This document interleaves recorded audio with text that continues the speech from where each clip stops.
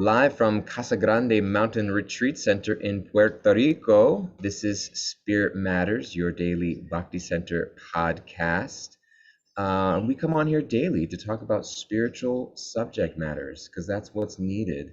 We bring ancient Vedic teachings into a modern context. And I always love to think back to the phrase that I quote often from Samuel Douglas, that people need to be reminded more than they need to be instructed. One time having a conversation with Vira, I got that name wrong and quoted Samuel Jackson, but we realized it's Samuel Douglas. So we're not here necessarily to teach people things that you've never heard before, but hopefully it's things that you've heard before and bring it more into a real context when we discuss it in the context of our daily lives. That's what I think is needed more than anything. Is you can Google search and find anything online if you want to know what the meaning of this, that, or the other is, or this verse or that spiritual teaching, but how it actually intersects with my life today as a mother, as a father, as a aspiring father, as a husband or a wife, as a girlfriend, as a business person, as a whatever it may be, and how that changes from day to day. The seasons of our life changes, and therefore the way that teachings applied to our lives change accordingly to our time, place, and circumstance. And so we're here to discuss those things, and we like having our friends on board. My name is Dayal. I'm here with Kishore Chandra and Vira Budger down in Florida, as well as our live studio audience here on our Rise platform. How is everybody doing? Kishore, how you doing this morning? I'm in bliss being in your presence, Vira. All right. I'm happy that you're here. I was telling Doyal right before, I'm just like, I'm so happy that Vira was able to come today. Yeah. How are you? Yeah, how am I? I'm feeling peaceful. I'm feeling like my eyes are seeing clearly. I'm looking out the window into the backyard and just, yeah, like sometimes it's like, I feel like my eyes are kind of glossed over and like the depth perception is like I'm like in 2D, Yeah, right now I'm feeling clear. Had a really sweet morning with the little guy, and I'm just grateful to be with you guys. Grateful to be with Achyuta and all of our friends here with us. Sweet. We've been loving sharing and discussing with you this week about where did we leave off? What were we talking about on Wednesday? There was a lot of good stuff on Wednesday. There's a lot of good stuff. Forgiveness. Talk about forgiveness. What was the name of the episode? Something about forgiveness. Is it something about forgiveness? Where were we last Wednesday, Vera? It sounds good to me.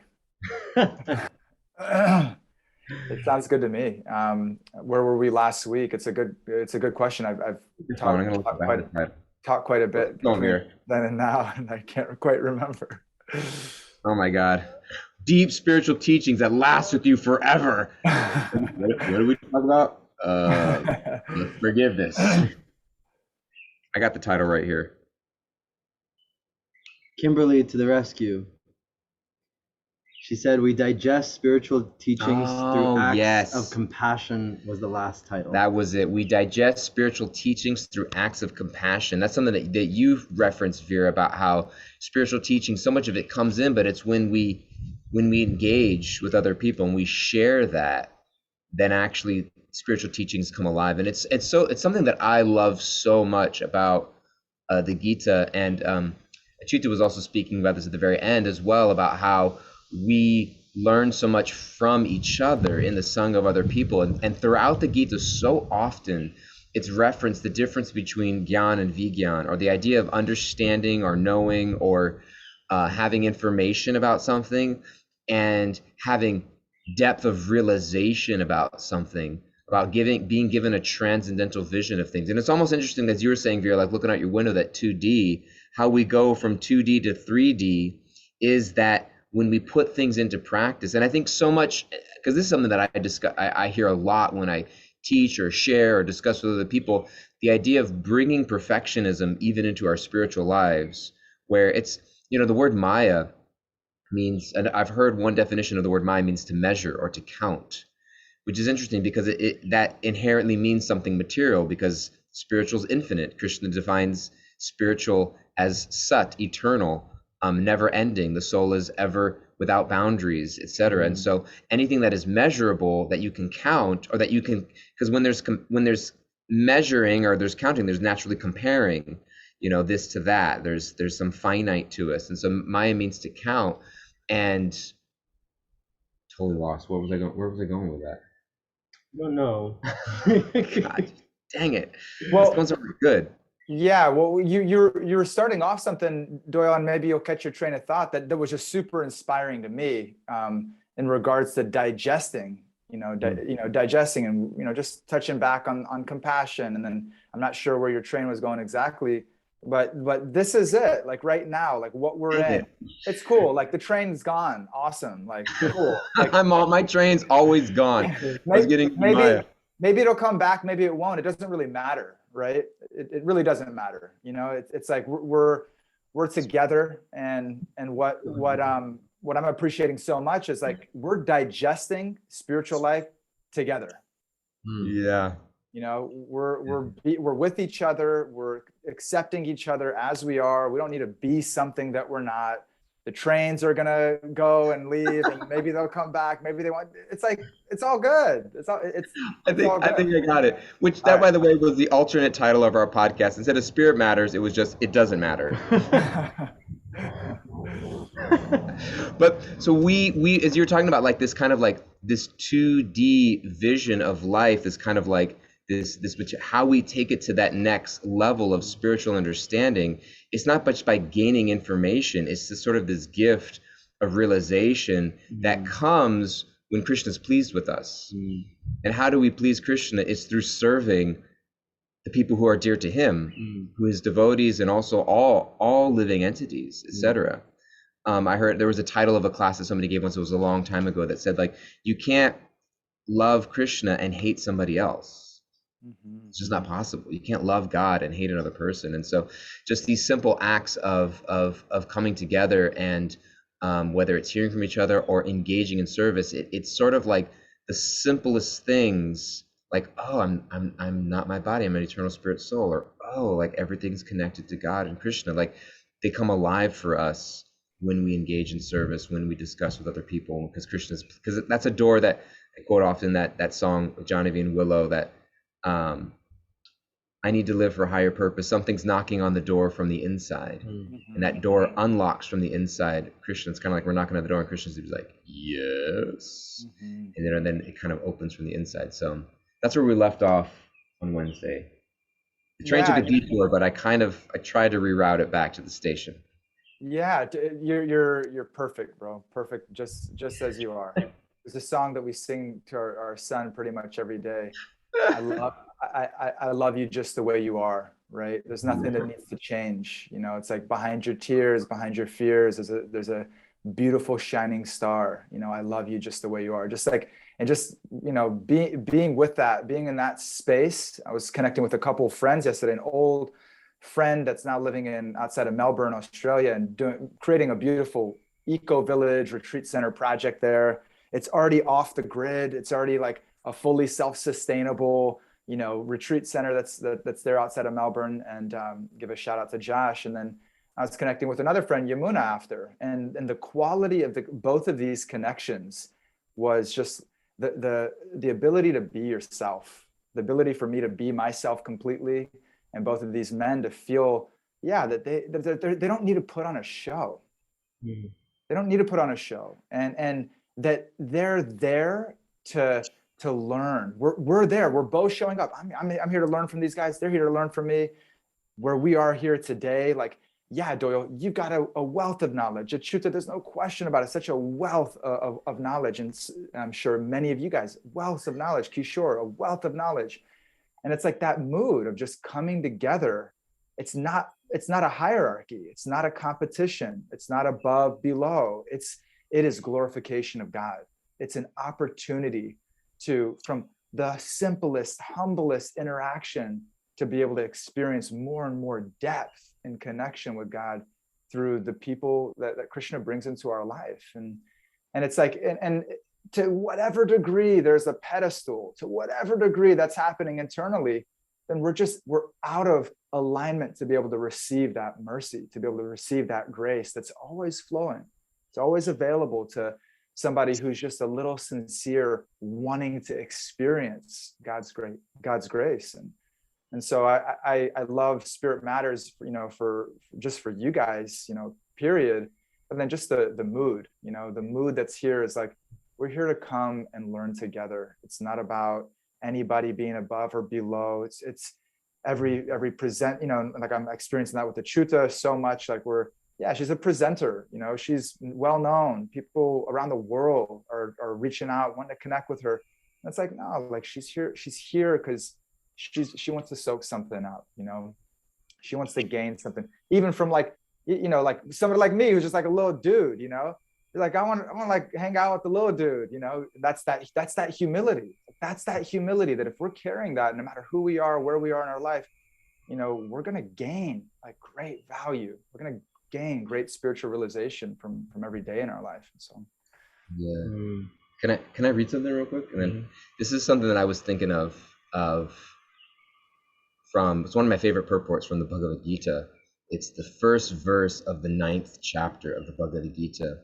And Krishna is speaking to Arjuna. He says, "My dear Arjuna, because you are never envious of me, I shall impart to you this most confidential knowledge and realization." So there's the jnana and the vijnana, that knowledge, and you'll have realization. Why? Because you're never envious of me.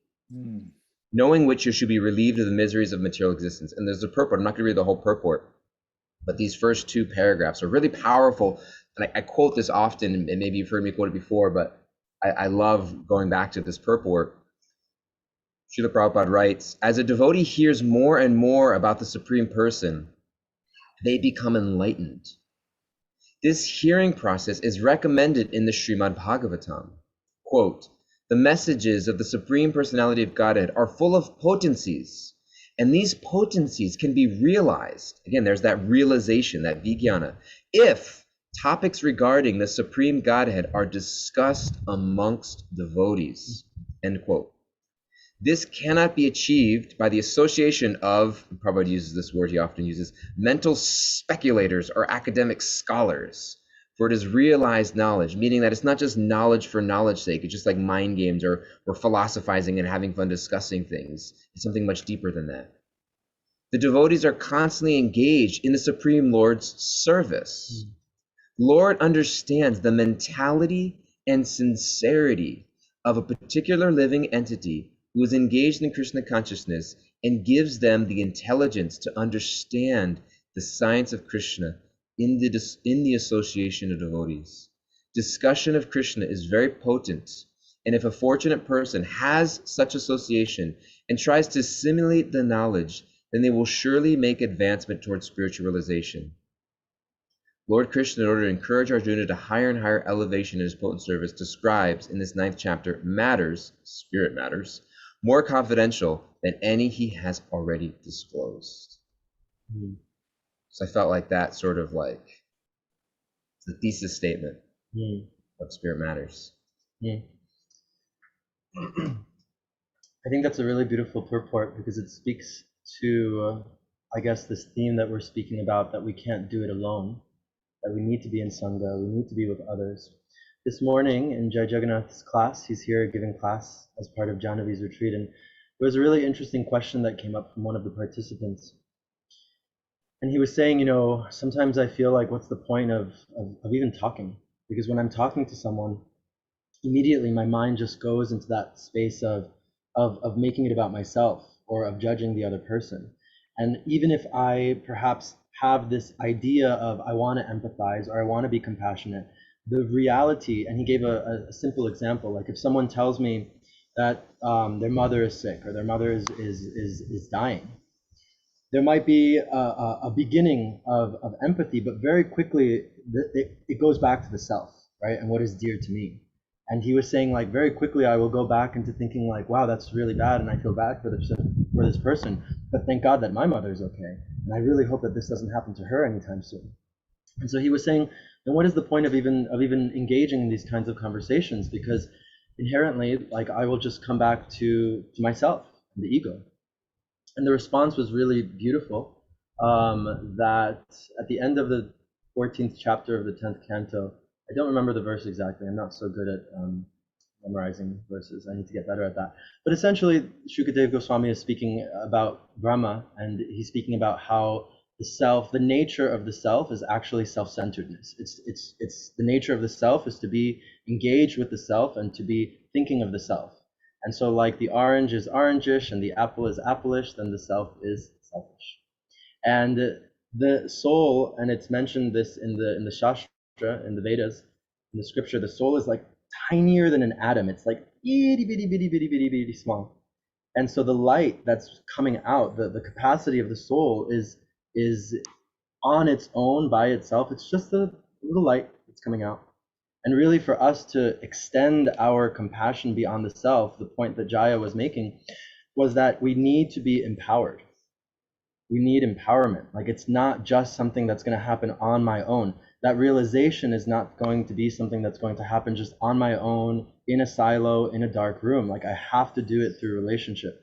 I have to do it through sitting in Sangha with people. And, you know, this beautiful purport that Dayal read, sitting in Sangha and hearing about the pastimes of Krishna and chanting the names of Krishna. And that's how my ability and the ability of my soul is going to be empowered by God, by Krishna, to actually be able to truly empathize on a realized level and not on a knowledge-based level. Because on a knowledge-based level, I could say, yeah, I feel bad, you know, or like, you know, I could go with the status quo of society, you know, just the, hi, how are you? Yeah, I'm great. Okay, amazing.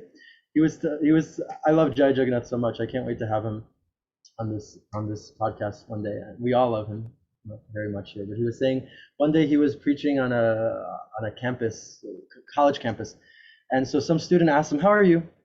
And Jaya says, I am suffering. And if you know Jaya, when you ask him this question, he sometimes answers like, I'm suffering. He said, I am suffering, can you please help me? And the student said, that's disrespectful, you know, like that's disrespectful that that's your answer. Like you're just supposed to say, I'm great. Like, this is a status quo kind of thing. Like, come on, like, just, I'm good, great, are you good too? Yeah, whatever.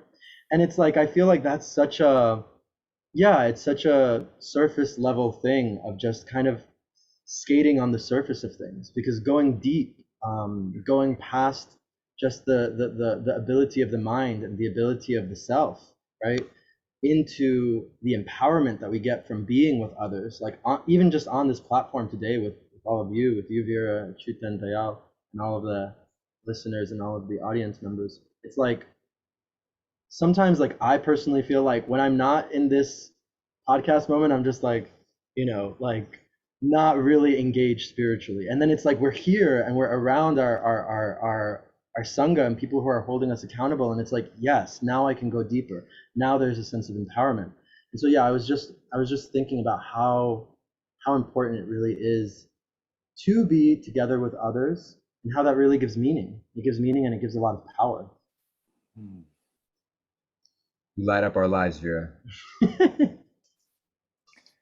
I was just appreciating, Kishore, so many beautiful points that you shared, and that we need empowerment, you know, and recognizing that is such a beautiful thing. You know, you could see it as like a codependent kind of thing, you know, in a material vein, but just to recognize, like, yeah, to the degree that I'm meditating on my spiritual master, to the degree that I'm remembering the instructions of Srila Radhanath Swami, and my life is centered around his desires, what's in his heart, and the instructions that he's shared with me throughout my life, then I'm peaceful. And I'm also like, I feel like I'm on fire, you know?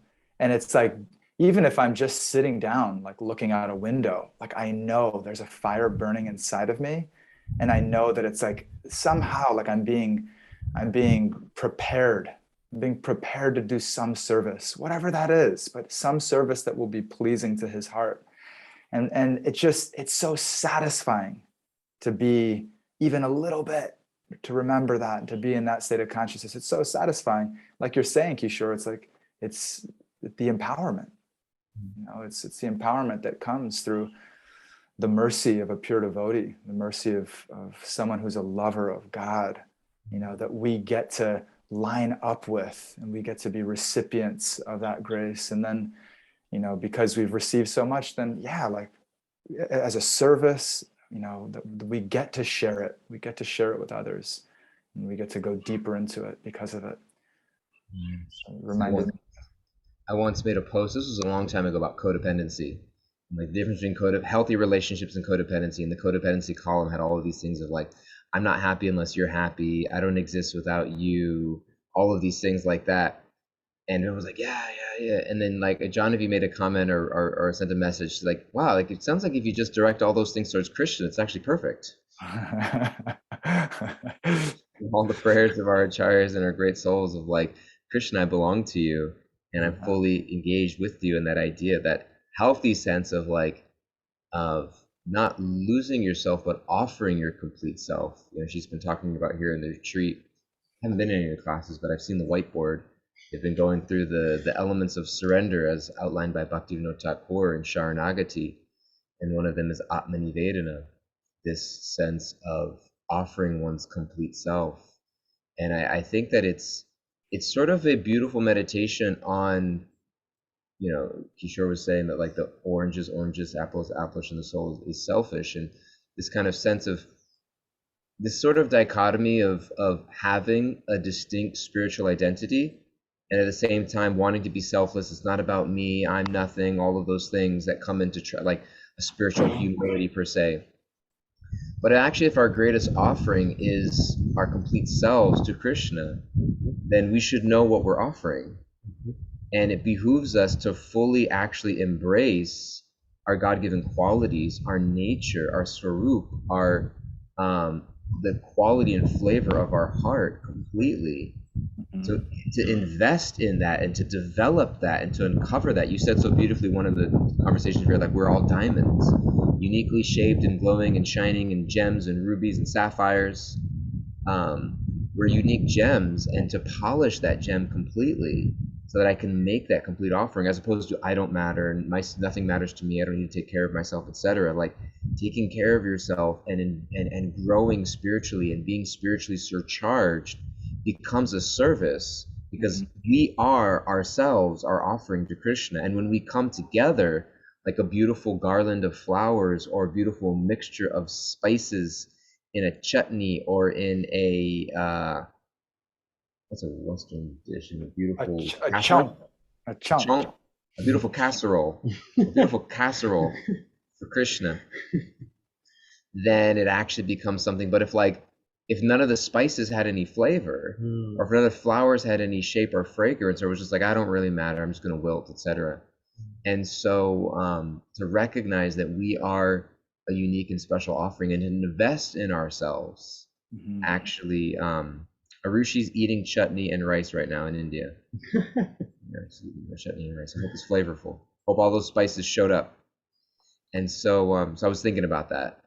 Yeah, Doyle, it's you know what you're saying right now. We were in our men's sangha. It was a really super beautiful session. I was telling you guys a little bit about around the fire on Tuesday night, and there was this discussion going back and forth, because we're really trying to live in the consciousness that we're not the doers. We're really trying to live as much as we can, like as witness of life's unfolding, and the complete engagement, like surrender through a complete engagement in what is happening right now in this moment, trusting that it's Krishna's will that's unfolding in our life, you know, and just letting go of this idea that we're controlling it and we're running it and we're doing it and we're mapping it out, like letting go of that a little bit more.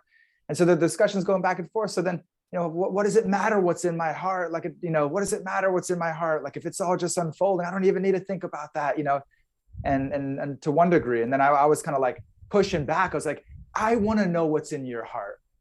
I want to know, because the only way I can love you and the only way that I can really truly serve you is if I know what's in your heart. What do you desire? We all have desires. What do you desire? You're close to Krishna. You know, it's pleasing to my spiritual master to serve you and to love you and connect with you. I want to know what's in your heart. And I think that, you know, it's like, just for that, like, yeah, like you're saying, Doyle, like it behooves us, like it's our responsibility, like what genuinely underneath the superficiality, underneath the desires that are being manifested by fear, all the desires being manifested by fear, they're so superficial, right? The desire underneath that fear. And yeah, that means we're moving through that fear. That's a very genuine process of pulling weeds from our heart, like clearing out misgivings, cleaning that mirror that's reflecting back some ugly figure when we look at ourselves. Like, yeah, that is responsible work of anarthana vritti. And as we're clearing, and then like, what's underneath it? For all of us in a unique way, it's to love. For every one of us in some unique way, it is to love, to cherish, to serve, and that's going to manifest in some unique, beautiful way in service to God. And so, yeah, I think it's our responsibility. It's our responsibility, and even if it's, we're not that interested in it ourselves, like for the people that love us, for the people that are trying to love us in our life, like to be able to reveal what's in our heart, so that love can flow. And So something really beautiful that Bhakti Tirtha Swami told to Radhanath Swami before Bhakti Tirtha Swami passed away. It was on his deathbed. His dying wish was that, this was before Radhanath Swami had written The Journey Home. People were encouraging Maharaj to write this book, his own autobiography, for so many years. And Bhakti Tirtha Swami petitioned him, pleaded with him, please, you have to write this book. It's my dying wish. And Radhanath Swami always shied away from it because he's so humble. He was like, isn't it self-aggrandizing, telling my own story, publishing my own book, etc.? And Bhakti Tirtha Swami told him, he said, it's not your story to tell. I mean, it's not your story to decide. It's Krishna's story and how he used you in amazing ways and guided you. Mm-hmm. And so it was almost kind of like our stories. There are stories, but they also don't belong to us in a sense, and we can't be misers. Mm-hmm. Sometimes the idea of thinking that I have nothing to give, I'm so little, I'm so small, and insignificant, it can be a miserly attitude because it's the ego talking. Well, the reason I don't share is because I don't want to be rejected. I don't want to be exposed. I don't want to be whatever. But actually that selfless service of just sharing whatever I have, however it's received and whatever. I'm actually afraid of being small. Well, nothing's too small. Again, that's the Maya. I'm bringing the train back in the station. Maya means to count, to measure. Big and small are material nomenclatures. And so, he said that. And so then he wrote that book, and it's touched so many lives because it was Krishna flowing through the empowerment. We are fresh out of time. We're going to ask for some closing thoughts. We've got Achyuta Gopi on screen. Achyuta, can we get some closing words from you? Then we're going to get some takeaways from Kimberly, and then any closing words or thoughts from Vira and Kishore. How am I supposed to have closing thoughts in 2 minutes? You all have unpacked a whole mining field of gems. Full disclosure, and I don't at all say this lightly. I go through my week feeling you know what, guys, I think I need a meeting. You ever hear AA or NA meet, there's somebody and they're like, I think I need a meeting. Mm-hmm. That's kind of me every day. So, no pressure, but my devotional life is hinging on us continuing these podcasts. Just saying, just completely throwing that out there. Just my whole spiritual life is dependent on all of us. And no. and so two verses down from that first 9:1 in Bhagavad Gita is 9:3, which I kind of quoted the other day. But 9:3 is super important. The purport of it talks about faith and acquiring faith. And Srila Prabhupada says that this faith only is created by association with devotees. So the thing that we are running after, yearning for, the actual basis, the cornerstone of our spiritual lives is this faith. It only comes through this right here. Us coming together and, like you said, having the courage just to say, hey, how are you? Really, honestly, how are you? I'm okay. I'm suffering, getting through it, hanging in. I'd be better if, even if, I'd be better if you could just tell me a cool story. When I had a bad day, I used to call up my sister, and there was one book with really, really short Krishna pastimes. And when I was having a really, really bad day, I'd call her up. I'm like, get the book. Just open it randomly. Just read the book, because I need the Lord to help me with these people. Like, I'm gonna need some assistance. It's like behind a glass, like when you have like those fire emergencies, like break-in case of emergency, like that book is back there. Shh, Yeah. I'm gonna go get the book. Like, get the book.